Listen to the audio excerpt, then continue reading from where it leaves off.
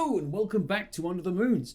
And as you can see, there's been a little bit of a change. In fact, I'm not really quite sure if this is the right seating, if I should be over here, should I be central? So we're going to do central for this one and see how it goes.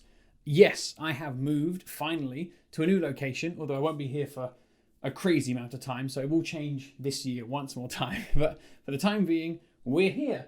And yeah, there's a bit of an echo, so I do apologise for that. That's something I'm working on. I need to get a couple of foam boards and put them in strategic locations. So today I wanted to talk about something very different, something that's sort of been on my mind for the last couple of, well, I guess years. It's the strange artwork of 1920s detective pulp novels.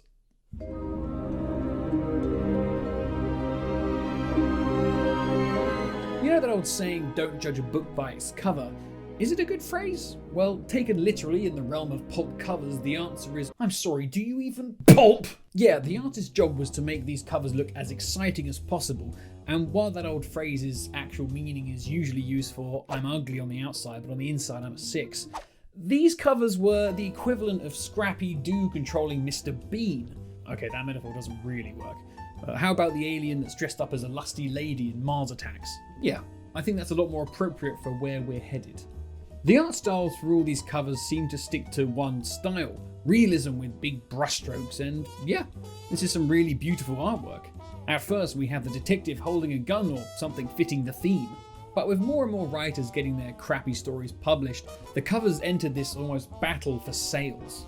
Stoic looking detectives were out and lusty maidens were in.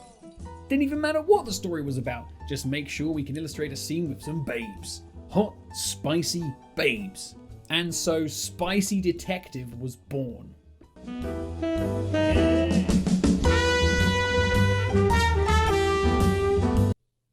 Little 12-year-old Billy trying to keep it together as he passes Frank the shopkeeper 25 cents. Jump in Joseph, Billy. I can smell your testosterone from here.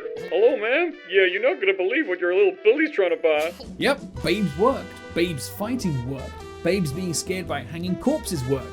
Batman! And now, like anything you search online, the majority of the results are The Naughty Virgin. The most thrilling novel I've ever written.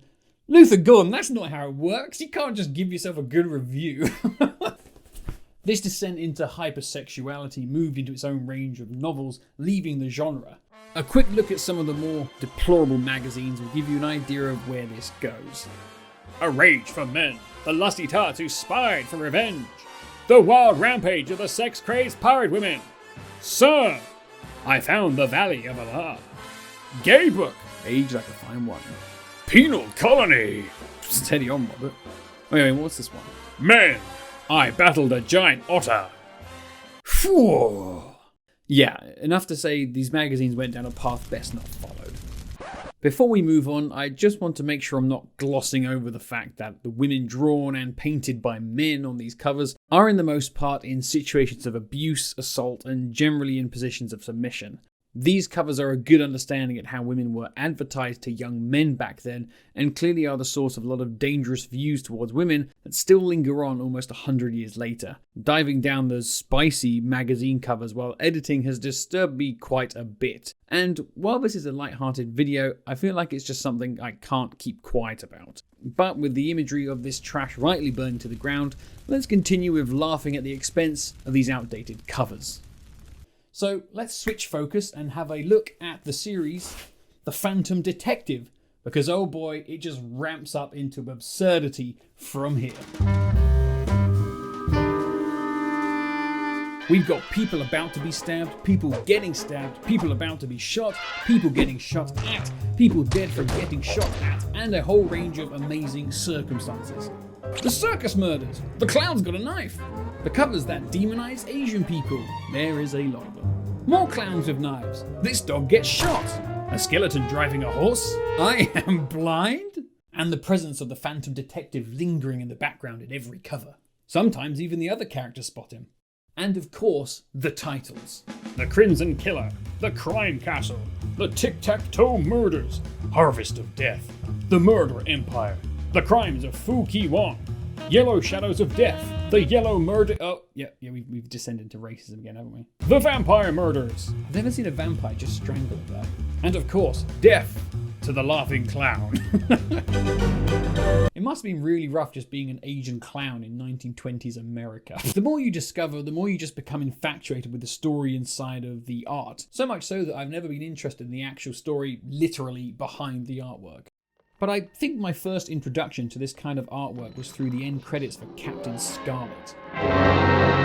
The indestructible man would be illustrated caught in these situations no man could survive. Sharks, cobras, burning buildings, sticky pits in the Congo, falling out of a car, workplace accidents. Interestingly, there was a few pieces of pulp artwork I came across that had parallels to some of these scenarios. And the Captain Scarlet art was just as funny as these pulp covers. Seeing how you'd only come across these pieces of art after watching the episode, you just couldn't imagine the show ever reaching the amazing heights pictured. Dude's a wooden man that can't run.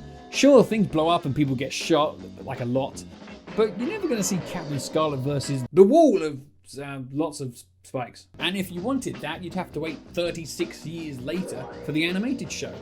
We can talk about that in another episode. But just like the pulp covers, these pieces of art created a story in which you had to imagine how the characters got into those situations and what was going to happen a second later. But for me, over all the traits we've gone through, I think just the ridiculous nature of some of them were just too overpowering for me that I had to get some canvas versions. The front page murders of a guy popping out of a newspaper with 2 guns is perfect. And of course, a damsel. I truly love discovering old artwork for these covers. Like the short story, The Walking Talking I Don't Care Man by David Bunch is just brought to life beautifully by this robot holding 2 weapons of mass destruction. Watch out lads, he's got 2 mallets. Hide your pristine chicken breasts. I then came across the artwork for the 17th issue of Future Life magazine, with artist of Richard Sternbach brought this beautiful dolphin in space just beautifully to life. I like to imagine this is what happened to the dolphins in Hitchhiker's Guide to the Galaxy. And with that, our new background has just gotten a bit more life. This was quite an expensive little birthday present to myself. I'm 29 now. Okay then, so thank you for joining me into this deep dive of the beautiful world of pulp novel art. What stood out to you? Was there any one piece of artwork that you thought, yes, I'll get a canvas print of that? Please do share this video, especially if you think you have a friend that will get a kick out of the big top murders. And if you haven't already, please consider subscribing. My subscriber rate is something else. And as always, I will see you next time Under the Moons. See you later.